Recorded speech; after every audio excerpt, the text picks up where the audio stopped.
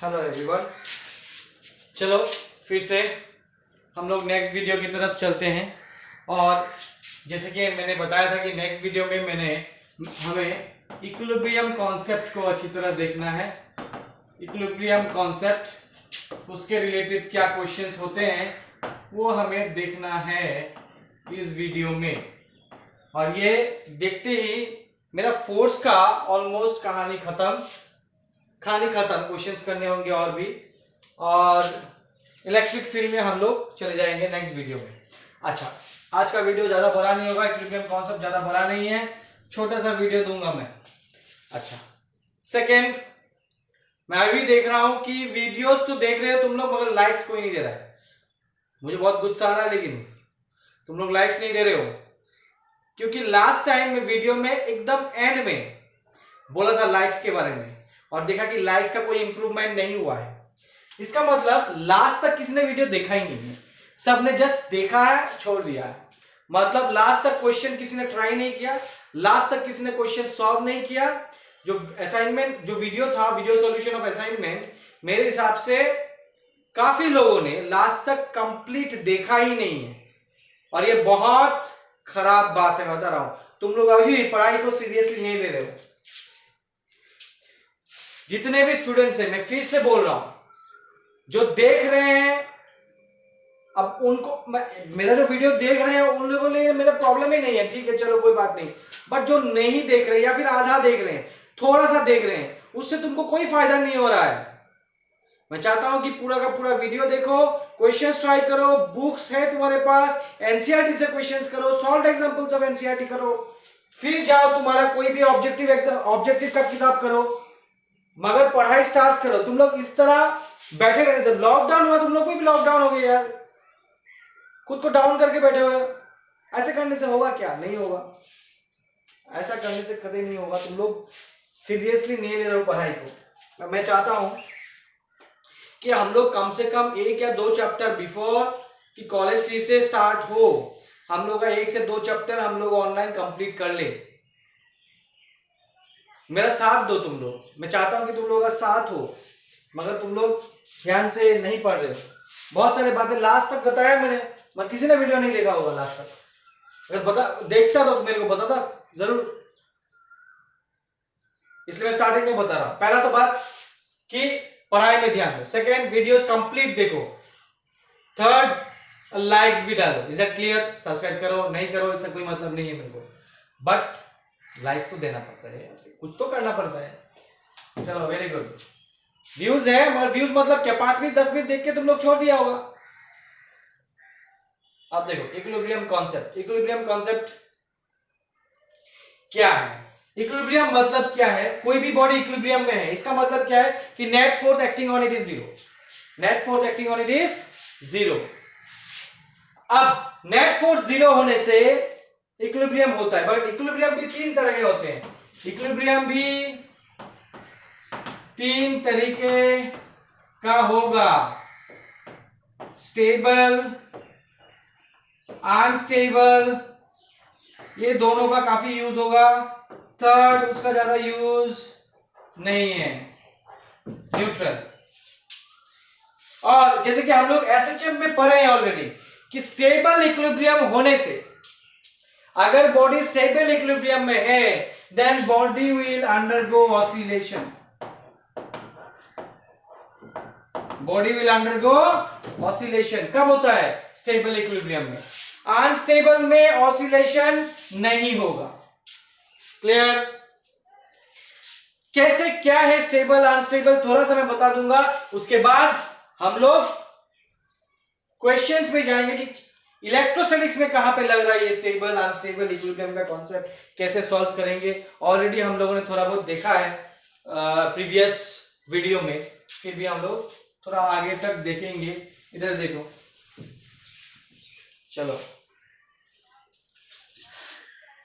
इसको पहले भी बताया हूं मैं। मान लेता हूं कि 3 बॉल है मेरे पास, और ये हील है, मान लो हील, और ये वैली है, वैली, और एक प्लेन है, हील वैली प्लेन। समझ में आया? मान लो 3 जगह, मैं दूसरे जगह ग्राफ के हिसाब से भी दिखाना चाहिए, मैं नहीं दिखा रहा, मैं लॉजिकली समझा रहा हूं, मैथमेटिकली नहीं, ध्यान दो। अच्छा अब क्या है कि एक बॉडी को अगर मैं रिलीज करता हूं, अच्छा तीनों बॉडी, तीन पोजीशन पे तीन बॉल रखा गया है, तीनों रुका हुआ है, मतलब net force on it must be zero, तभी तो ये तीनों रुके हुए हैं। अगर नेट फोर्स जीरो है तो तीनों इक्विलिब्रियम है, पर तीनों अलग अलग किस्म के इक्विलिब्रियम है। कैसे? जैसे कि इस बॉडी को अपने इक्विलिब्रियम पोजीशन से, ये इक्विलिब्रियम पोजीशन हुआ, इससे अगर मैं थोड़ा डिस्प्लेस करके यहां लाता हूं, क्या बॉडी वहां रुकेगा? नहीं। क्या बॉडी वापस आएगा? नहीं।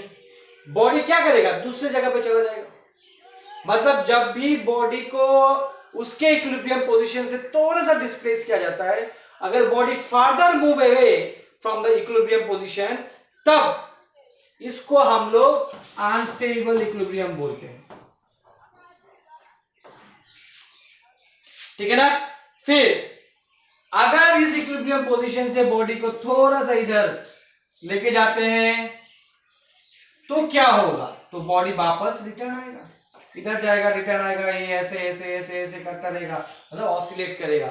ऐसे केस में जब भी बॉडी को इक्विलिब्रियम पोजीशन से थोड़ा सा हटाते हैं, अगर वो वापस इक्विलिब्रियम पोजीशन में आ रहा है, इस इक्विलिब्रियम पोजीशन को हम लोग और एक पोजीशन बोलते हैं मीन पोजीशन,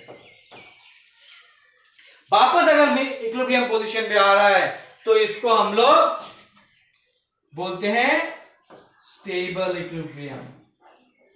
यही सब चीज देखेंगे हम लोग।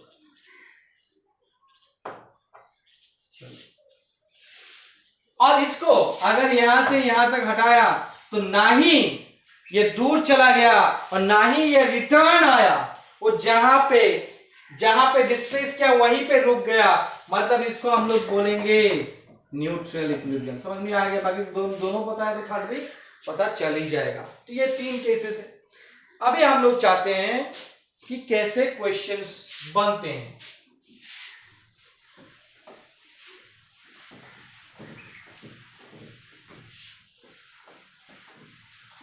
मान लो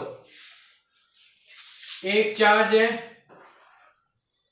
मान लो क्यू चार्ज, एक चार्ज और है क्यू, और दोनों का वैल्यू मैंने सेम लिया। क्या लिया? दोनों का मैग्नीट्यूड सेम, दोनों मैग्नीट्यूड क्या है? माइनस पॉइंट चार्जेस ही है ये सब। ठीक है। अब मैंने थर्ड चार्ज लिया क्यू, थर्ड चार्ज क्या लिया? क्यू। तीनों का पोलरिटी सेम है, तीनों पॉजिटिव लिया मैंने, तीनों का पोलरिटी क्या है? सेम है।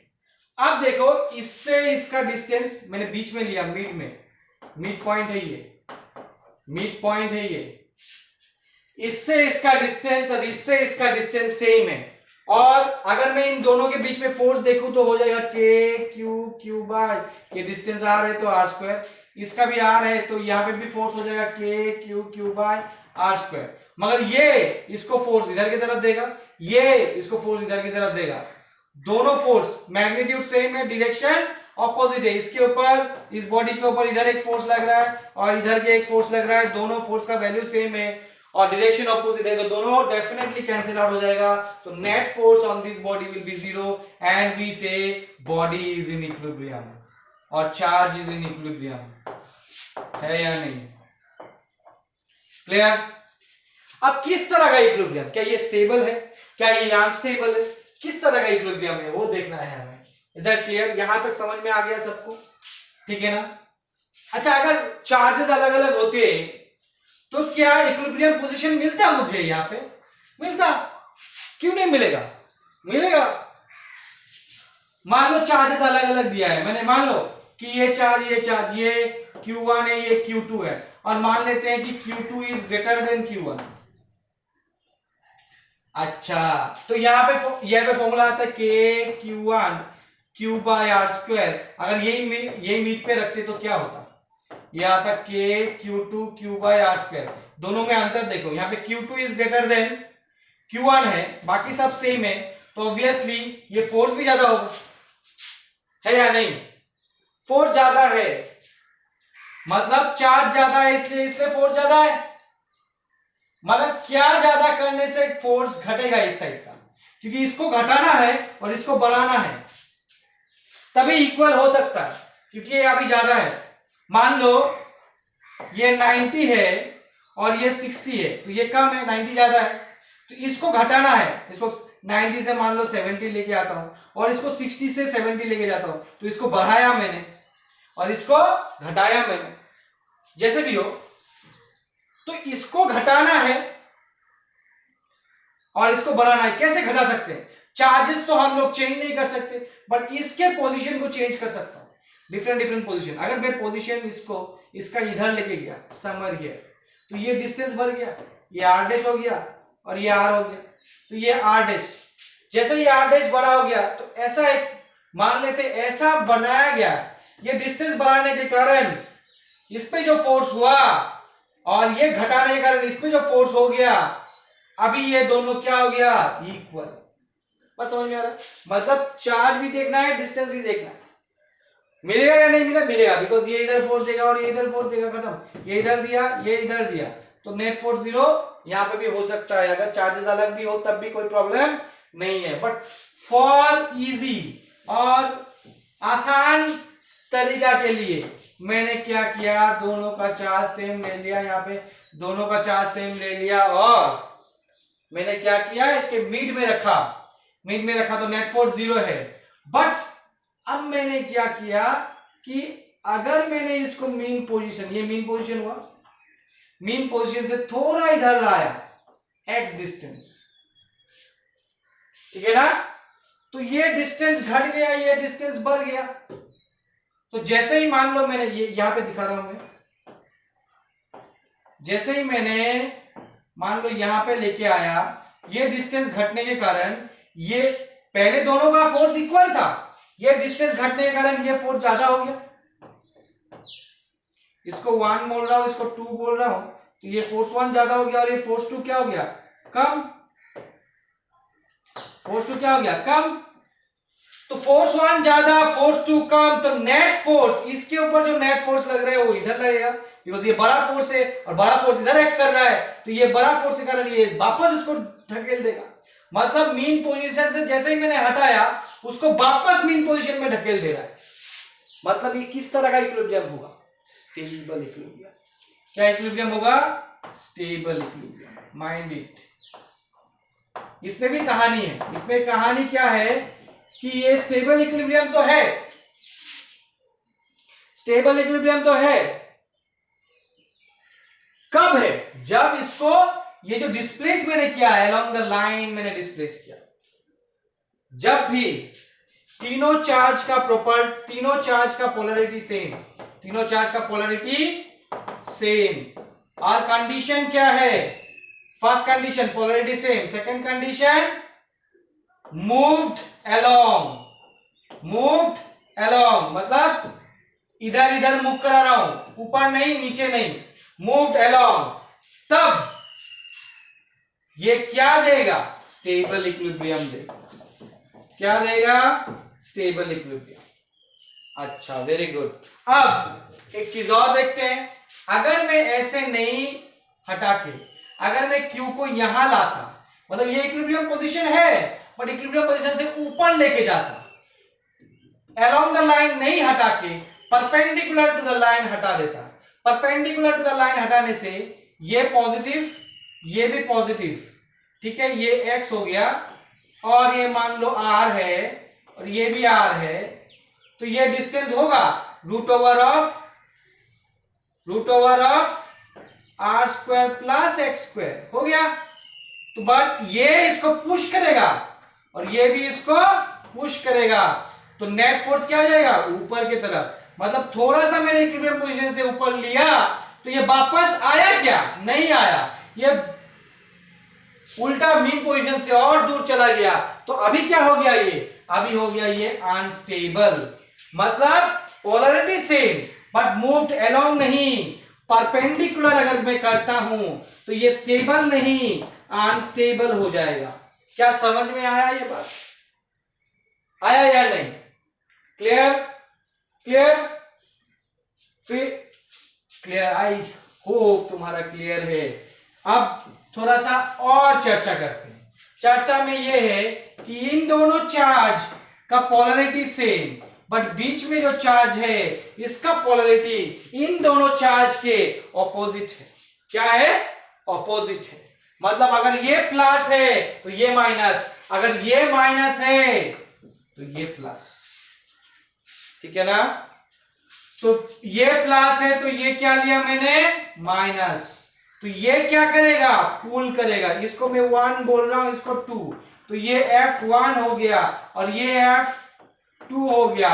इन दिस कंडीशन दोनों का distance same, F1 equal to F2 और ऑपोजिट, तो नेट फोर्स 0, तो ये इक्विलिब्रियम पोजीशन हुआ, कोई प्रॉब्लम नहीं।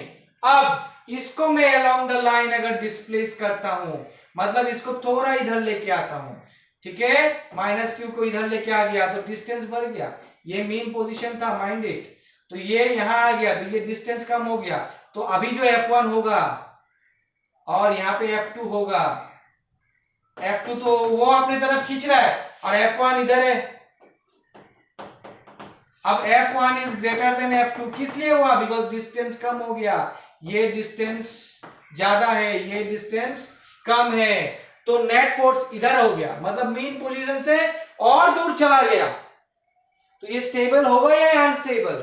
अनस्टेबल होगा ये, अनस्टेबल। चलो वेरी गुड, अनस्टेबल हुआ। तो अगर अनस्टेबल हुआ तो यहां पे क्या है? Polarity opposite. पोलैरिटी क्या है? ऑपोजिट। मूव्ड अलोंग, मतलब मूव्ड अलोंग ले लेता हूं, मूव्ड अलोंग। अगर मूव्ड अलोंग है तो ये क्या हो जाएगा? अनस्टेबल। उतार लो तुम लोग, समझ में आया? अब मैंने क्या किया? पोलैरिटी ऑपोजिट किया, माइंडेड। और देखो मूव्ड अलोंग किया तो देखा क्या कि इसको जैसे ही मैंने थोड़ा सा डिस्प्लेस कराया, F1 जो इधर खींच रहा था ये ज्यादा हो गया और F2 उधर जो खींच रहा था वो कम हो गया।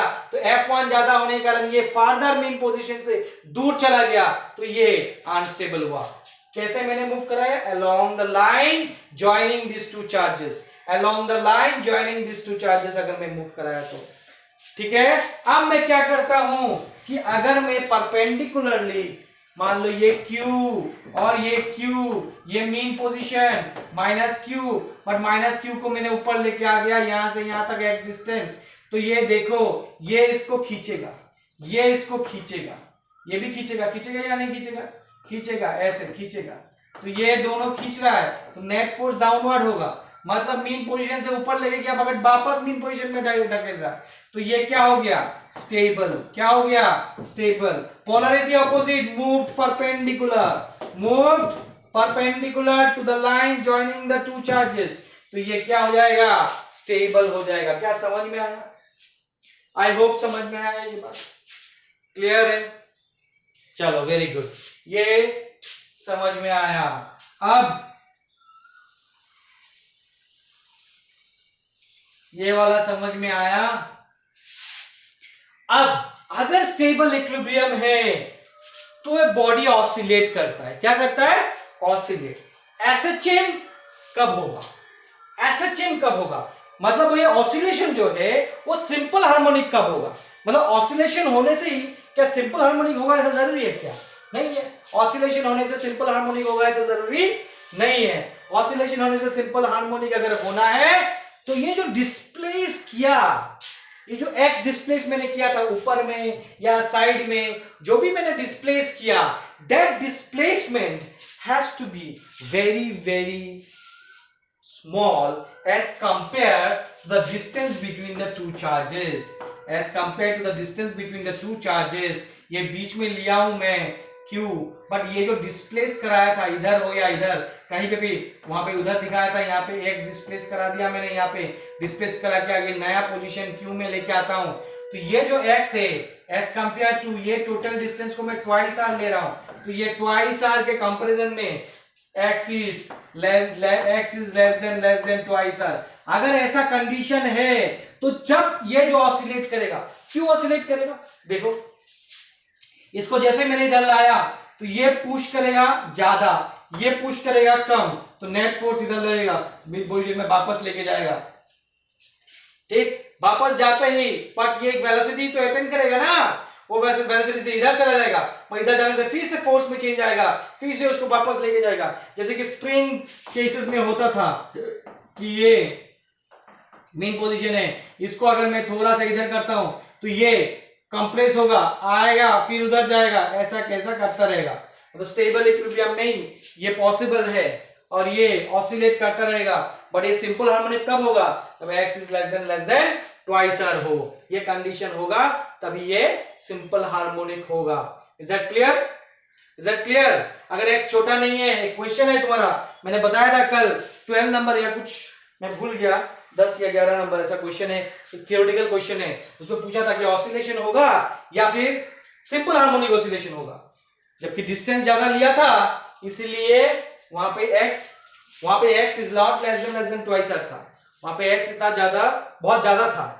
अगर x ज्यादा था, लेस नहीं था, तो ऑसिलेशन होगा, बट सिंपल हार्मोनिक ऑसिलेशन नहीं होगा। ठीक है, अब अगर ये ऑसिलेशन हो रहा है या फिर सिंपल हार्मोनिक ऑसिलेशन हो रहा है, अगर सिंपल हार्मोनिक ऑसिलेशन हो रहा है तो टाइम पीरियड होगा। बेटा टाइम पीरियड का फॉर्मूला क्या है? ट्वाइस पाई बाय ओमेगा, है या नहीं? इसको कहते हैं एंगुलर फ्रीक्वेंसी, सबको पता है, इसको कहते हैं एंगुलर फ्रीक्वेंसी, है ना? तो ये एंगुलर फ्रीक्वेंसी अगर निकल गया तो टाइम पीरियड भी निकलेगा। और एंगुलर फ्रीक्वेंसी कैसे निकालेंगे हम लोग देखेंगे अभी, पर उससे पहले एक चीज और सुन लो कि अगर कोई बॉडी एसएचएम कर रहा है तो उस पे जो एक्सेलरेशन लग रहा है, उसका जो एक्सप्रेशन है वो कुछ ऐसे आएगा, इस फॉर्मेट में आएगा। मतलब A is basically proportional to minus x. What is the x? X is the small displacement. और वो इक्वल करेंगे तो ये ओमेगा स्क्वायर आएगा, तो मुझे वहां वो ओमेगा स्क्वायर, मतलब यहां पे मैंने नेट फोर्स लगाऊंगा और नेट फोर्स लगा के नेट एक्सीलरेशन निकालूंगा। अगर वो नेट एक्सीलरेशन इस फॉर्मेट में आ रहा है तो ये एसएचएम कर रहा है, अगर वो इस फॉर्मेट में आ रहा है तो मैं ओमेगा स्क्वायर कंपेयर करके निकाल लूंगा और ओमेगा निकालने के बाद टाइम पीरियड भी निकाल लूंगा। ठीक है ना?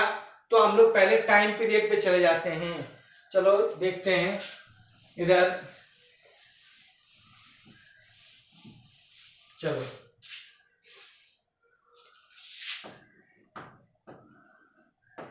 Q, यहां पे चार्ज Q लिया और इसका मास M लिया और इसको थोड़ा सा डिस्प्लेस करा के यहां पे लेके आ गया और ट्वाइस आर डिस्टेंस लिया था, माइंड इट, ट्वाइस आर, तो ये पहले ये R था और ये भी R था, बट ये X आने के बाद ये वाला जो डिस्टेंस हो गया वो हो गया R माइनस एक्स, और ये वाला जो डिस्टेंस हो गया ये हो गया R plus x. I hope तुम लोग देख पा रहे हो डायग्राम।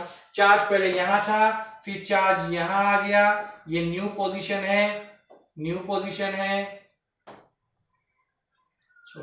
पोजीशन है, यहां था, यहां से यहां आ गया।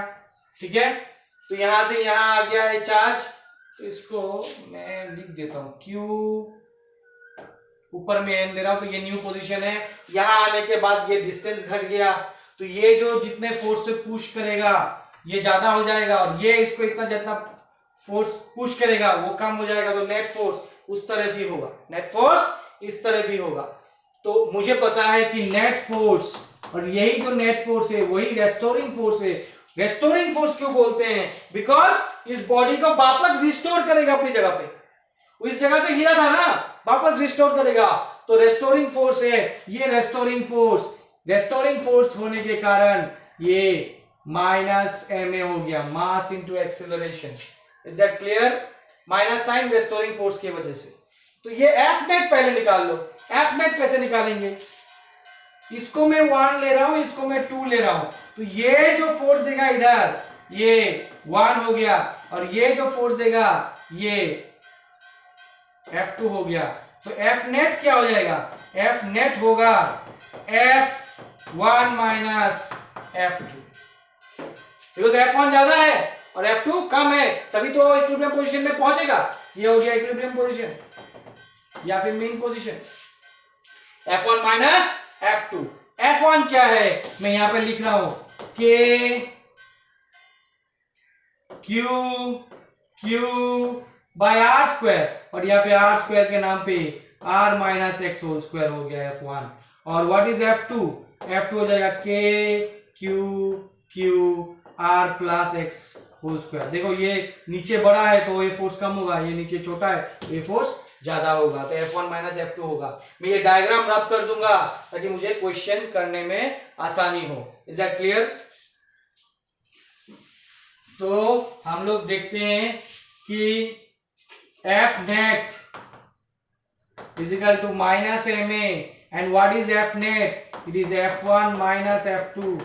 अरे माइनस MA, ज्यादा देर तक क्लास नहीं करा पाऊंगा, मुझे लगता है लाइट्स में वो इंसेक्ट आना स्टार्ट हो गया और कुछ ही देर में भर जाएगा शायद। चलो ये वाला कंप्लीट करता हूं आज, ठीक है? चलो जल्दी जल्दी। तो ये F1 माइनस F2 क्या हो गया?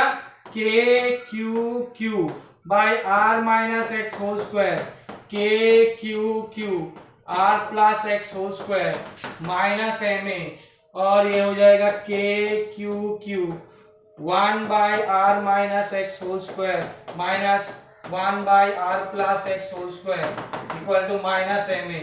ठीक है, तो हो जाएगा क्यू, ठीक है ना, R minus X whole square R plus X whole square.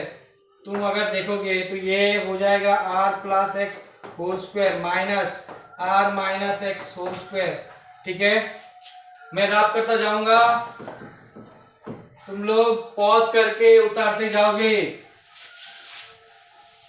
ठीक है ना। यहाँ पे देखो ये हो गया क्यू, और ये इसको मैं क्या कर सकता हूँ, इसको कर सकता हूँ आर माइनस एक्स और आर प्लस एक्स दोनों के बाहर ले लिया हूं स्क्वायर, और ये माइनस MA हो गया, और ये हो जाएगा R square plus X square plus twice R X, और ये माइनस साइन, ये R square plus X square minus twice R X, मगर माइनस साइन के कारण ये हो जाएगा minus R square minus X square plus twice R X. अगर तुम देखोगे R square X square cancel. ठीक, इसको मैं रब करता हूं। अब देखो ये आ जाएगा के को मैं चेंज कर दूं, नहीं अभी नहीं, बाद में करता हूं। क्यू ऊपर आ जाएगा 4RX, नीचे आएगा R square A plus B into A minus B, R square minus X square whole square, ठीक है ना, इक्वल टू माइनस MA। ए होली क्या हो रहा है ये सब, क्यू 4RX, ये क्या हो जाएगा, ये ऊपर ही है, माइंड इट, 4RX, जबकि x is less than r है तो ये r टू द पावर 4 होगा, ठीक है ना, minus because r is x is less than r है या नहीं। अगर x बहुत छोटा है तो इसको 0 कर दिया, और ये r स्क्वायर और square r to the power 4, एक r कैंसिल करके क्यूब हो जाएगा, तो हो जाएगा Q 4x divided by r cube, और m भी नीचे आ गया माइनस A, ठीक है ना। अब मैं ये ऊपर वाला पोर्शन ग्राफ करता हूं, इधर देखो, तो क्या हो जाएगा A equal to minus K का value Q 4x by r cube m। देखो ये A माइनस एक्स के रेस्पेक्ट में आया ये, ठीक है ना। चलो इधर देखो, A equal to minus 1 by 4 pi epsilon naught, K का value Q 4 by r cube m x, ये 4 कैंसिल हो गया, तो मुझे A equal to minus Q by pi epsilon naught r cube m x मिला। मतलब अगर मैं कंपेयर करूं इस इक्वेशन के साथ, है या नहीं, इस इक्वेशन के साथ अगर मैं कंपेयर करूं, क्लियर, इस इक्वेशन के साथ अगर मैं कंपेयर करूं तो ओमेगा स्क्वायर का वैल्यू मुझे क्या मिला, ओमेगा स्क्वायर का वैल्यू मिला क्यू है ना, पाई epsilon naught r cube m, तो मिल गया। टाइम पीरियड क्या हो जाएगा, t is equal to twice pi by omega, तो t is equal to twice pi root over, because omega square है, pi epsilon not r cube m by q q, ये हो गया time period. Is that clear? Is that clear?